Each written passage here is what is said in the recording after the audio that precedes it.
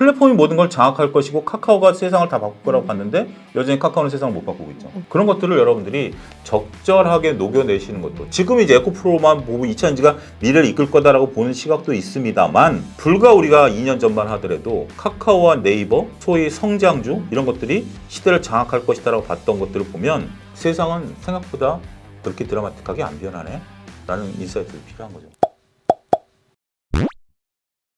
네, 반갑습니다. 한주주입니다. 네, 오늘 주주총회에서 모신 분은 차영주 소장님이십니다. 소장님 안녕하세요. 안녕하십니까. 네. 네, 간단히 저희 주주 구독자님들께 자기소개 부탁드립니다. 예, YG경제연구소 차영주 소장이고요. MTN 전문위원이고요. 여기저기 뭐 방송에서 여러분들 찾아뵙고 인사를 좀 드리고 있는데, 유튜브에서 한주주 유튜브에서 저를 불러주셔가지고 방송에서 못한 속 얘기, 투자자분들 좀 포커스를 좀 바꿔서 어떻게 실질적으로 매매 공부를 할 것인가, 그런 얘기 좀 오늘 네. 해보도록 하겠습니다. 사실 저는 장기 투자자다 보니까 네. 매매에 대한 관점보다는 좋은 기업 발굴하는 쪽에 좀 더 포커스를 네. 맞춰가면서 항상 이야기를 했었지만, 그래도 이제 우리가 투자에서 사실 한 가지 길만 있는 게 아니잖아요. 투자에는 수천 가지, 수만 가지의 갈래가 있는데 그 중에서 또 여러분들께서 차영주 소장님께 배우신 그런 기술을 가지고 좀 접목을 하셔서 다른 방향으로 내가 좀 더 발전할 수 있는 방향을 찾아볼 수 있는 그런 시간이 될 수 있을 것 같습니다. 그런 의미에서 제가 오늘 질문지를 준비해봤는데요. 지금부터 시작해보도록 하겠습니다. 차영주 소장님 책을 제가 읽었습니다. 터틀 트레이딩이라고 하는, 되게 제목이 깜찍했는데요. 내용은 굉장히 이제 주식 초보자분들을 위해서 알차게 잘 이렇게 구성을 해주셨던데, 그 차영주 소장님의 투자 스타일을 보니까 트레이딩과 가치 투자를 좀 접목한 그런 투자를 하시는 것 같더라고요. 근데 일반적으로 생각하기에 이제 트레이딩은 달리는 말에 올라타는 그런 투자로 생각을 하고, 가치 투자는 떨어지는 칼날을 잡는 투자라고 생각해서 이 두 가지가 좀 상충된다는 의견도 있는데요. 차영주 소장님께서는 그 두 가지를 접목해서 어떻게 투자를 하고 계신지, 투자의 그런 방향에 대해서 좀 알려주시면 좋겠습니다. 굉장히 저는 제가 할 수 있는 현실적인 부분들을 고민을 해봤습니다. 말씀하신 것처럼 투자의 방법은 수만 가지 방법이죠. 조합에 따라서는 정말 뭐 다양한 레시피가 나올 수 있는 겁니다. 그러면 차영주 네가 할 수 있는 게 무엇이냐라고 한다면, 뭐 그렇게 뭐 수백억 자산가도 아니고, 그 다음에 고객의 돈을 그렇게 굴리는 펀드 매니저도 아니고, 제 개인 돈을 돌리는 입장에서 그러면 기간을 끌고 간다? 글쎄요, 기간을 끌고 가는 것도 리스크가 상당히 큽니다. 뭐 여러 가지 리스크가 있는데 기업도 변하고 사회도 변할 수 있는 그런 리스크들이 있죠. 그래서 제가 선택한 방법은 일단은 가치에 기반을 두자. 가치에 기반을 둬서 내가 가치를 평가할 수 있는 기업들을 먼저 평가해 놓자. 보통 이제 우리가 개인 투자자분들이 기업을 분석한다라고 한다면 상장사 기업 2,000개를 다 분석할 수 있다? 그럼 불가능에 가깝죠. 저도 그렇습니다. 저도 제 책에도 계속해서 강조하는 게 배제의 법칙인데, 모르는 건 전 쳐다보지 않아요. 제가 모르는 것은 엔터, 게임 이런 거예요. 안타깝게도 블랙핑크가 JYP인지 SM인지 솔직히 잘 모릅니다. 지수만 알아요, 저도. 전 지수도 누군지, 지수가 남자인지 그 여자인지 몰라요. 왜냐하면 진짜 제가 그래요. 노래를 거의 요즘 노래는 안 들어요. 내가 모르는 걸 굳이 이걸 내가 매매를 한다? 이거는 뭐 제가 지는 게임이죠. 이길 확률이 지극히 떨어지죠. 게임 같은 경우는 제가 눈이 강조하지만 스타크래프트를 단 한 번도 안 해본 남자입니다. 그렇기 때문에 게임즈를 투자한다? 이건 저랑 또 안 맞는 거죠. 그러면 내가 할 수 있는 업종과 종목이 몇 개나 될까라고 보니까 50개를 넘어가면 이 기업에 대해서 내가 잘 관심이 안 되더라고요. 그렇죠. 너무 분산되죠. 너무 분산돼요. 근데 이 50개는 쿡 찌르면, 한주님이 저를 쿡 찌르면, 네. 그 기업은 현재 지금 뭐 매출 구성이 어떻게 되고 주력 사업이 뭐고 현재 영업이익률이 어떻게 된다라는 걸 얘가 얘기할 수 있어요. 네. 그러니까 잘 아는 거죠. 그렇기 때문에 50개, 저는 50개지만 제가 터틀 트레이딩 썼듯이, 그렇다고 해서 이게 너무 많을 수도 없고 너무 적어도 또 문제가 돼요. 그래서 개인 투자자분들은 20개에서 50개 정도의 똘똘한 놈들만 내가 먼저 선택을 해놓자. 여기서만 내가 매매를 한다라고 하면, 거기서 이 종목들을 딱 갖고 있으면, 우리가 이제 가치 투자하시는 분들의 일부의 또 오해가 뭐냐면, 좋은 주식은 바로 사야 된다라고 생각을 하는 거예요. 좋은 주식을 발견하면 바로 사야 되는데, 여기서 가치 투자하시는 분들이 소외감을 느끼는 경우가 발생하게 되는데, 그건 뭐냐면 내가 좋다고 샀는데 다른 사람들은 안 쳐다보는 거예요. 우리가 경제학자인 케인즈가 얘기한 것이 주식 투자는 미인대거든요. 그렇죠. 미인대회인데 내가 예쁘다고 해서 이 주식을 딱 샀는데 다른 사람들이 관심이 없는 거야. 그러면 답답하죠. 언젠간 기다리면 이 주식이 올라가겠지. 이건 자기만의 생각이죠. 올 수도 있고 안 올 수도 있고. 그렇기 때문에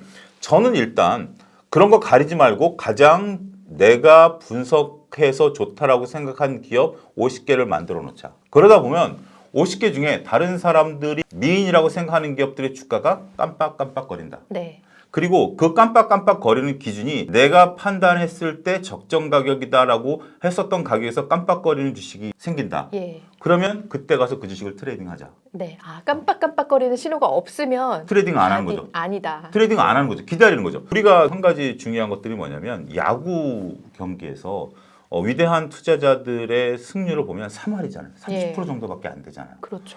그런데 우리 주식하시는 개인 투자분들 보면 항상 공이 들어오면 뭔가 치려고 그래요. 번트를 쳐내던 뭘 하던 뭔가 수익을 내려고 그래요. 제가 증권회사 있으면서 항상 투자자들을 보면 물론 증권회사에서 만나는 투자자분들 다 주식하기 위해서 오신 분들이니까 보면 굉장히 조급해요. 네. 저도 굉장히 조급했고요. 근데 주식이란 긴 시간을 보면 굉장히 조급하게 막 살고 있는데 보면 수익률은 제자리야. 근데 약간의 여기서 조금 거리를 두고 느긋하게 보면 수익률이 쌓인다라는 거죠. 그렇기 때문에 우리는 두 가지를 접목할 필요가 있지 않겠는가. 예. 마틴 프링이라는 사람이 쓴 심리 투자의 법칙이라는 책이 있습니다. 네. 우리나라에 이제 아쉽게도 절판이 됐어요. 네. 도서관에서 꼭 빌려보세요. 마틴 프링이 쓴 심리 투자의 법칙인데 거기서 보면 개인 투자자들이 할 수 있는 방법들이 많이 나와요. 심리 투자의 법칙 보면 개인 투자자들의 매매 방식 중에 제가 굉장히 인사이트 있게 본 것은 게릴라 전법이에요. 네. 게릴라라는 것이 소수가 다수랑 싸울 때 쓰는 전법 중에 하나거든요. 예. 군사적인 용어지만. 그런데 이제 소수가 다수랑 싸울 때 맞붙으면 누가 이기죠? 다수가 다수가 이기겠죠. 이기죠. 훨씬 유리하죠. 그렇기 때문에 소수는 숨어 있다가 내가 유리할 때 싸우고 도망가고 내가 유리할 때 싸우고 도망가고 하는 거죠. 네. 주식 시장에는 거대한 어떤 힘이 있어요. 그 힘을 내 스스로 그 힘과 맞서겠다라고 보면 그거는 쉽지가 않죠. 그래서 앞서 얘기한 야구랑 접목을 하면 내가 유리할 때만 방망이를 휘두르면 돼요. 내가 유리하지 않으면 타석에서 방망이 들고 있는다 그래서 야구는 방망이 들고 있다 보면 삼진으로 쫓겨나죠. 예. 그렇지만 1년 내내 매매를 안 한다고 그래서 주식시장에서 계좌를 폐쇄하거나 그러지는 않습니다. 그렇죠. 다르죠. 그렇기 때문에 투자자분들은 조금 이런 부분들을 보고 느긋하실 필요가 있어요. 저는 개인적으로 2021년에 거의 매매를 안 했습니다. 오, 그때가 이제 하락장에 하락장이라고 매매를 거의 안 봤고 하셨군요. 제가 원하는 가격대가 안 왔기 때문에 네.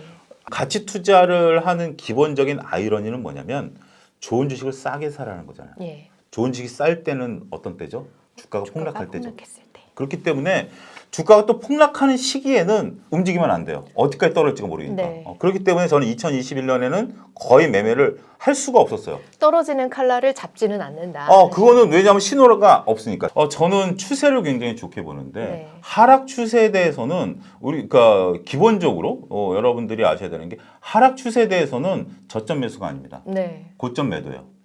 근데 사실상 누구나 뭐 가치 투자하시거나 장기 투자하시는 분들도 트레이딩을 하시는 것 같아요. 근데 이제 좀 트레이딩에 대해서 부정적으로 생각하시는 분들은 단기적으로 막 진짜 매분 매초 이렇게 사고 파는 그런 너무 회전율이 높은 그런 트레이딩을 조금 안 좋게 생각하시는 것 같고. 근데 저는 그래요. 안 좋은 건 아니고 그것도 하나의 방식이긴 해요. 네. 근데 나와 안 맞는 거죠. 그쵸. 나와 다르다고 해야지 주식 방식이 옳고 그르고 저는 접근은 조금 어폐가 있을 수 있다. 그렇죠. 그리고 일단 트레이딩 하는 관점에 대해서는 저는 목표 수익률을 정한다는 자체가 제 투자를 방해해요.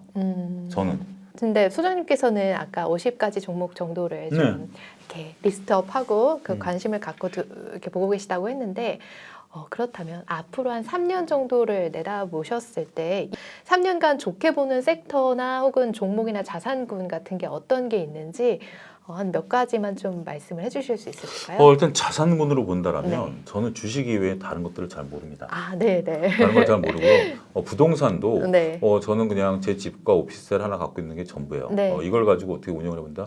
부동산 공부를 좀 해봤는데 전 잘 모르겠더라고요. 실거주를 위주로 하시는 그러니까 저는 그냥 네. 제 그걸로 하고 나머지 이제 주식 투자를 네. 하는 정도인데 제가 이제 주식 투자를 하는 방법에 있어서 앞으로 유망 업종이 무엇이냐라고 보면 네.